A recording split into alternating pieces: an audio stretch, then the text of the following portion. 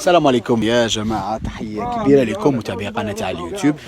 اليوم على السريع شيء جميل جدا اكتشفته وانا في طريقي الى مدينة بريزينا بجنوب ولاية البيض، حوالي 600 او 550 كيلومتر جنوب العاصمة الجزائرية الجزائر.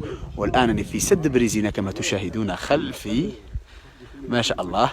فيه نوعا ما برودة، لكن الشيء الجميل أنه في قلب الصحراء الجزائرية هنا في مدينة بريزينا فيه أسماك كبيرة وبحجم كبير، وفيه صيادين، وفيه الكثير من الأشياء الجميلة. راح نوريكم سمك الشبوط حوالي 10 كيلوغرام، 15 كيلوغرام و20 كيلوغرام تسحب من هذا السد الذي هو خلفي. وها هي الأسماك، ما شاء الله. السمك هذه سمك شبوط مع الأخ هنا الصياد، فيها حوالي 10 كيلوغرام. شاهد، شوف شوف شوف. كل هذا الخير في الجزائر القارة، في هذا البلد الشاسع.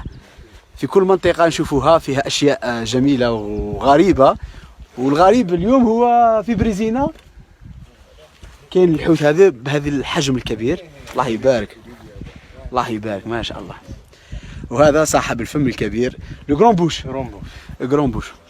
المهم في بريزينا، لما تجي لبريزينا قبل ما تلحق لبريزينا بحوالي 4 أو 3 كيلومتر تتصادف معك في طريقك إليها هذا السد بريزينا، وعلى اليمين تاعك كاين مطعم على الهواء الطلق يدير الشاي ويطبخ سمك الشبوط تاع المياه العذبة، بنين بزاف.